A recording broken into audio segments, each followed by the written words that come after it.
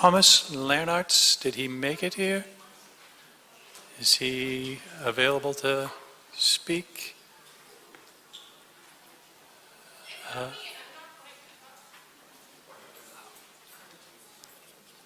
Yes. Okay. Kimberley Smith will talk right now. Okay. She's in a later session. Excellent. Okay. Well, welcome. So now I have to find where you are, though, in here.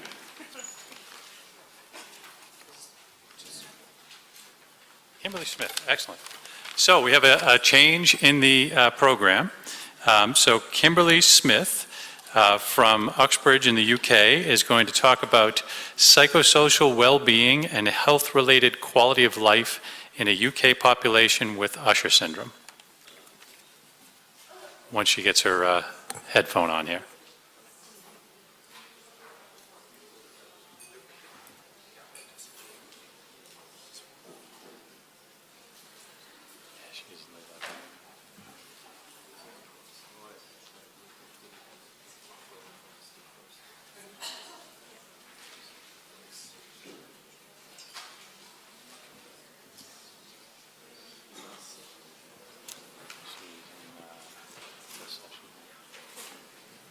Will it stop? Oh, is it working? Okay.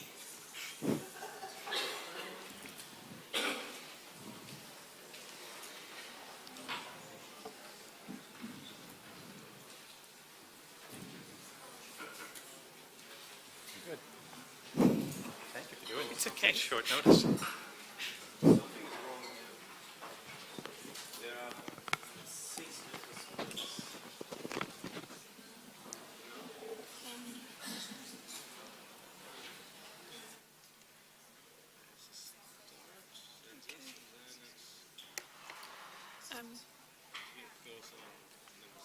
Okay.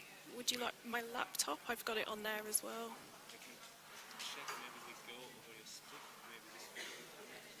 This was the right one, right? Yeah. No, he's talking something's damaged. Okay.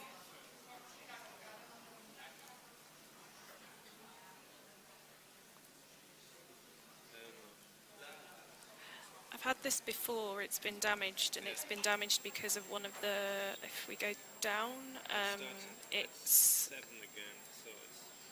I think there was the rest is on, but there's slides missing its beginning. Okay, I've got it on my laptop.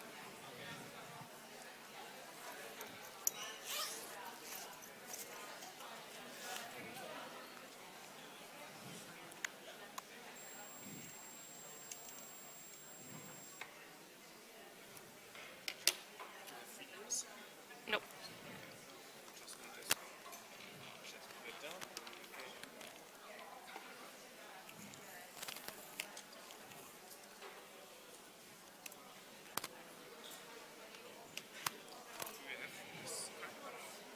VGA or HDMI video plug-in? I don't know. Oh, yeah. You have the adapter? You don't need it. Is that? Okay. And then just so I know where the stick is that my one? Yes, yeah.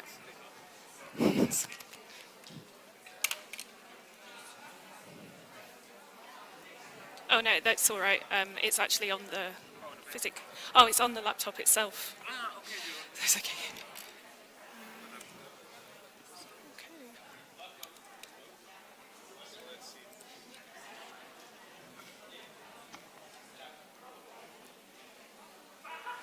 Let's see. Yeah.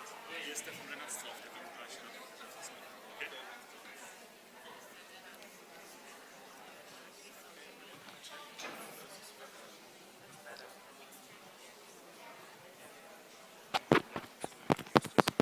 Hi. Hi. Oh, sorry. Hi. Sorry. With a little bit of technical difficulties. Thank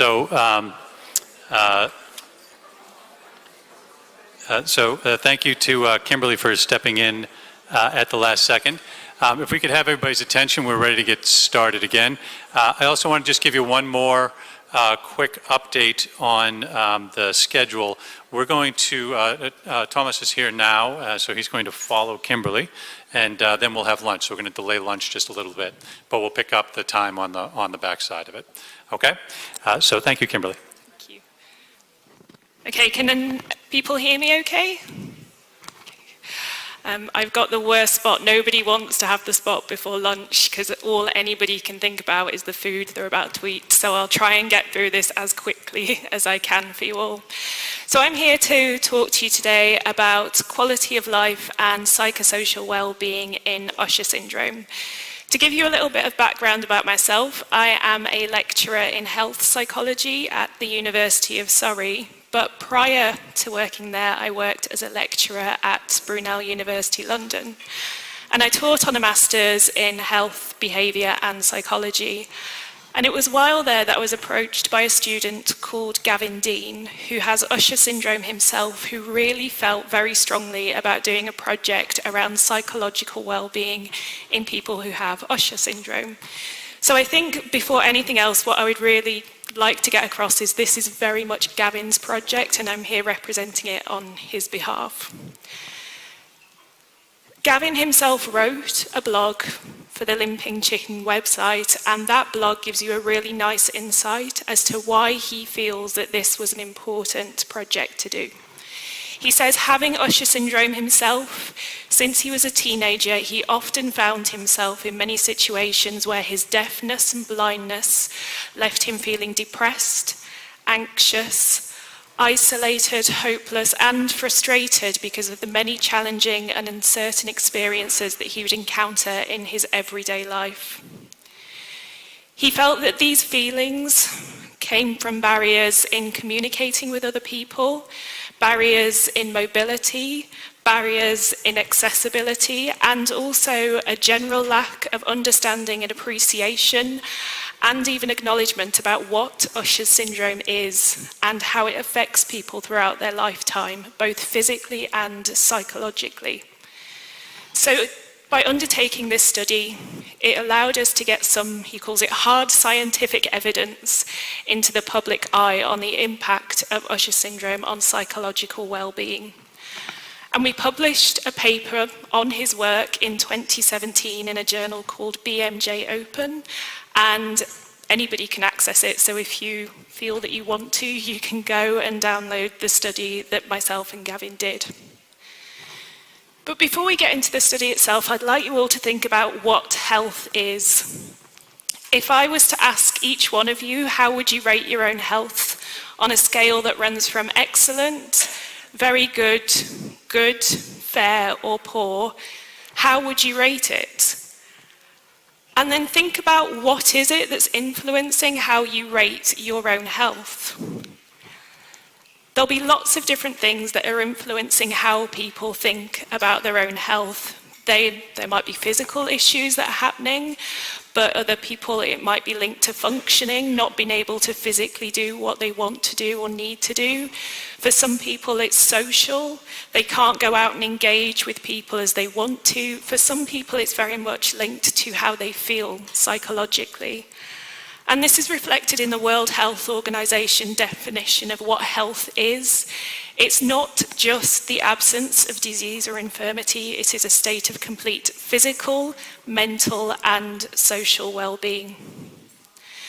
So when we bear that in mind, and we know that health is this really multi-dimensional, complex thing, why is it that, and no offense to any of the Usher researchers here who do this, so much Usher Syndrome research is focused on the biology of Usher Syndrome and finding a treatment, and there is no doubt that that is incredibly important. But Usher Syndrome is not just biology. Usher Syndrome is something that's affecting people, and it will affect them psychologically and socially, and it will do more than affect them just biologically. It might have an impact on something that we in health psychology call quality of life. And this, broadly, is the satisfaction that a person has with their own life. And it's influenced by lots and lots of different things. So it's influenced by our psychological well-being, how happy we are, whether we feel depressed or sad. It's influenced by our environment.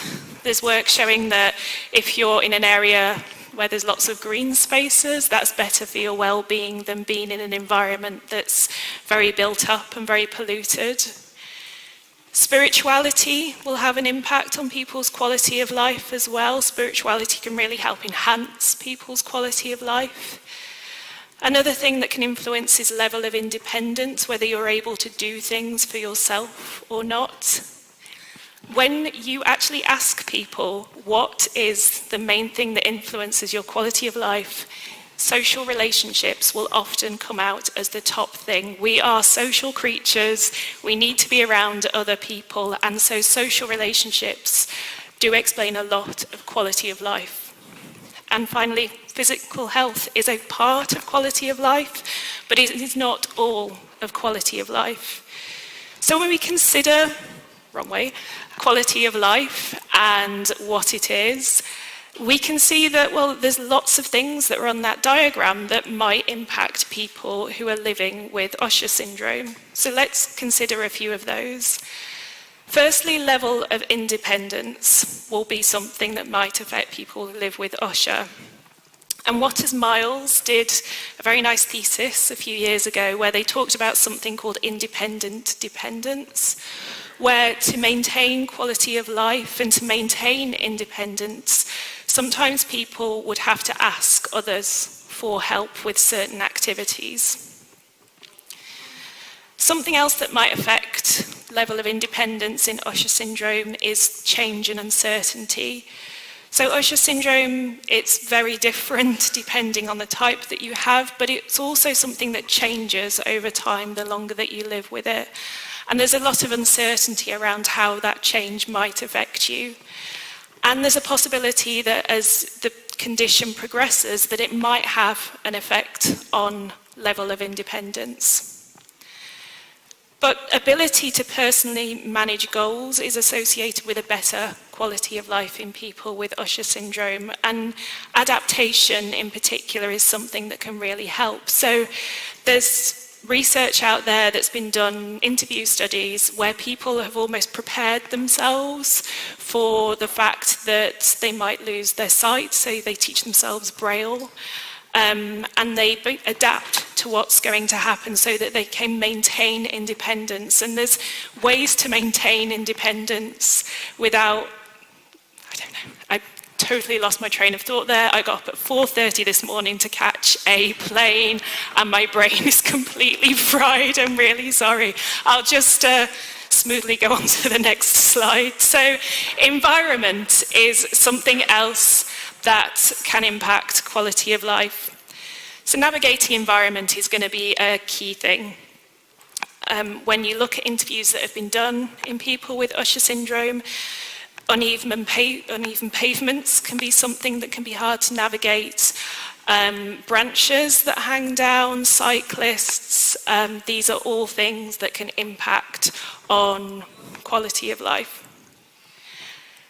Lighting is something that has been shown can improve quality of life in people with Usher. So something as simple as turning a light on in an indoor environment can really help. Communication is going to be key as well. So not everybody will be able to communicate with sign language, and that can be quite difficult when out and navigating in a new environment. Assistive equipment is something that can be really helpful. So there's various things that can help you use computers. People can find that canes can help when they go out. Changing and learning skills will also help as the condition progresses. Adapting to and learning new skills will be important to help you navigate your environment. In terms of physical health, a lot of people with Usher syndrome have balance difficulties, which will invariably impact on their ability to go out and about. There's also work showing that fatigue and headaches can be issues as well, and that's proposed to be linked to the fact that you have to concentrate so hard to think on things that it can be really, really tiring when you have Ushers. And there's also associated comorbidities, so some people might also have intellectual disability. Psychologically, there is work showing that Usher syndrome can be linked with higher rates of depression. In particular, depression is linked to the diagnosis. When you are told that you have this condition, that can be really hard for people. And also as the condition progresses and you start losing independence. So I think not being able to drive anymore for a lot of people is a key event that can lead to them feeling quite depressed. There's also anxiety, stress and fear that can arise as well. This is linked a lot into the uncertainty of what might happen in the future and the progressive nature of the condition. But it's not all bad news. When you look at interview studies, a lot of people with Usher syndrome have an incredibly positive outlook rather than seeing it as they see it as a challenge, something that they try and let this diagnosis empower them rather than beat them down. So there is work that shows us that it's not all doom and gloom. I think that's one thing I really want to get across here. A lot of research has focused only on the negative for some reason, but there is positive stuff out there too. Usher syndrome also has a big impact on social relationships. First thing that will come to most of your minds will be communication, whether you can communicate with other people and how you do so. People with Usher syndrome can also report feelings of loneliness and isolation, which are linked to deafness. But again, it's not all bad news. When you look at what's out there, people with Usher syndrome, peer connections, having friends who also have Usher syndrome can be a really beneficial thing. To have someone else there who understands what living with this condition is like is good. And then your friends and family and social support networks are something that will really help improve your quality of life. It is something that will also have an impact on your family as well, though. So when somebody is diagnosed with Usher syndrome, they often are worried about how it's going to impact on their family, on their ability to look after their parents as their parents get older, on their ability to look after their children. So in terms of relationships, there's a lot of work showing that Usher syndrome and social relationships is really linked with well-being. So when we go back to this quality of life figure, we can see that there's a lot of things that influence quality of life in people with Usher syndrome. So myself and Gavin, bless you, hope you're okay. Really, we wanted to look at everything, but you can't look at everything. It's really ridiculous to expect people with Usher syndrome to sit down for 2 hours and answer question after question after question for you. So we decided to focus our study on two main areas that we were interested in: social relationships and psychological well-being. We wanted to see how these were linked with quality of life. The aim of the study that we did was to determine whether psychosocial well-being was associated with physical and mental quality of life in a UK resident population of adults with Usher syndrome. We asked for people to take part who had a diagnosis of Usher syndrome, were aged 18 or older, and also lived in the UK. And Gavin had links with Sense, the charity in the UK. He had links with meetup groups as well. So we were able to advertise through a lot of deafblind charities, through magazines, advertisements, meetup groups. We managed 120 people said that they were interested, and we had 90 people who ended up completing the survey for us. The first thing that we measured was something called health-related quality of life. We looked at mental quality of life and physical quality of life. And we wanted to see what predicted these in people with Usher syndrome. So we looked at their characteristics, their age, their gender, looked at health-related characteristics, site registration status, deafness level, and any associated comorbidities. We also measured depressive symptoms, we measured loneliness, and we also measured social support. So apologies for the next table, but I will just tell you about the main things to take away from this. In terms of age, most of the people that we had in our study were around 36 to 45. 60% of our sample was female, more women than men took part in our survey. And most people, 43%, were employed or self-employed. Most of our sample had Usher Syndrome type 2, just under half of the sample reported having that, but 11% reported that they didn't know or they hadn't been given a type of Usher Syndrome. Most people had severe hearing loss, 63% of our sample. 70% were blind or had a severe sight impairment, and most reported that they did not have other disabilities or illness. 63% had no other illnesses or disability. So when we then looked at physical quality of life, we found that this was linked with how depressed people felt, whether they had another chronic illness or disability, and being older.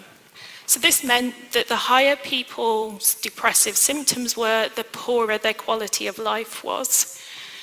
Those people who reported having another chronic illness or disability were more likely to have a poorer quality of life, and those people who were older were more likely to have a poorer quality of life than people who were younger. When we then focused specifically on mental quality of life, we found that this was predicted by depressive symptoms, social support, and loneliness. So the higher somebody's depressive symptoms, the lower their mental quality of life. The more social support they had, the better their mental quality of life. And the more lonely they were, the poorer their mental quality of life. So depression and loneliness, we found, were linked with a poorer quality of life, and social support with a better quality of life. And I don't think these are results that would necessarily surprise anybody in the room. But what we really wanted to get across was that psychosocial well-being seems to be important for quality of life in people with Usher syndrome. So maybe it's time to start thinking about health more broadly in people with Usher syndrome, and to start thinking about psychological well-being and their social relationships. So the good points to the study we did, it's estimated there's around 10,000 people in the UK who have Usher syndrome, so the fact we managed to recruit 90 people I think is a really good sample size. And we had a wide range of ages who took part too. But we can't necessarily take these results and apply them to every single person who has Usher syndrome. A lot of the people in this study were employed, a lot of them were female. So we probably had an overall better functioning Usher syndrome population than you might normally find. These were also self-selected people. There's issues with that too. People who have more issues tend to put themselves forward for studies where they can talk about those things. The questionnaires that we used were short and self-report. So depression, to get a clinical diagnosis of depression, you are given an interview by a psychiatrist, and obviously that wasn't feasible for what we did here. So instead we used a symptom questionnaire of depression where people would rate different symptoms. So we might have overestimated depression slightly. And this is also a cross-sectional study, which means it's a study that was just done at one point in time, so we don't know what's leading to what. But I think the main question is, can we improve quality of life for people with Usher syndrome? And something that comes out of the literature quite a lot is that we need to promote the positive. as all of us move through our lives, we are going to encounter transitions that are going to affect us psychologically and socially. And for every single person, resilience is one of the main things that we can build up that will help us to cope with these changes as we age. Coping is going to be really important too. So having a problem-focused approach to coping has been shown to be much better for psychological well-being than having what we call an emotion-focused coping strategy. And empowerment is really important too. If you feel like your independence has been taken away from you by this condition, it's really important that you try and empower yourselves somehow to improve your quality of life. So take up a new hobby, do something that makes you feel good. Redirecting goals and adjusting is going to be key too. So it's not just Usher syndrome. All of us as we age are going to find that we can't do certain things. So we might have to readjust our goals and adjust because of that.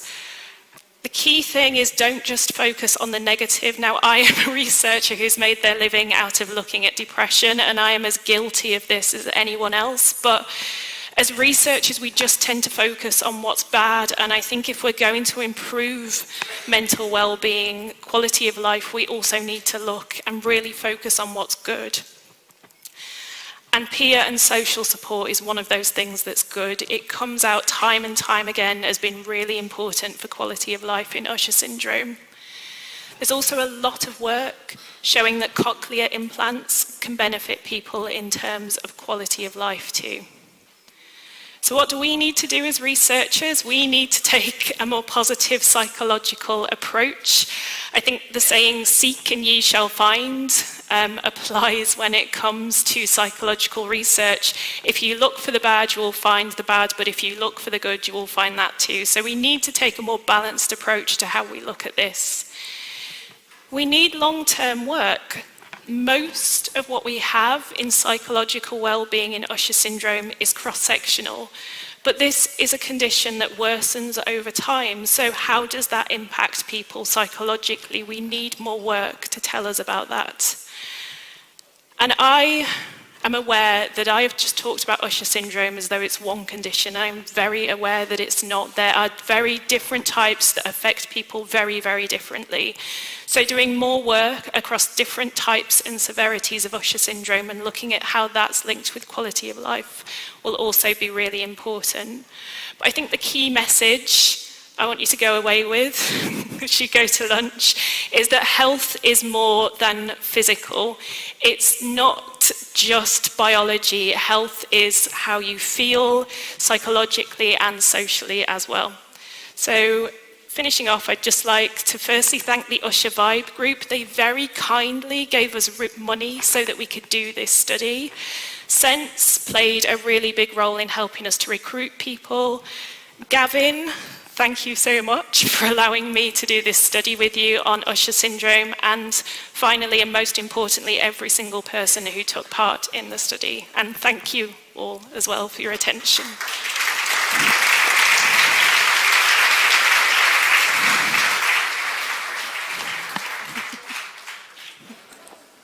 So thank you again, Kimberley, particularly for, not only was it a fantastic presentation, but I know we kind of put you under the gun there, and it was fantastic. So thank you very much.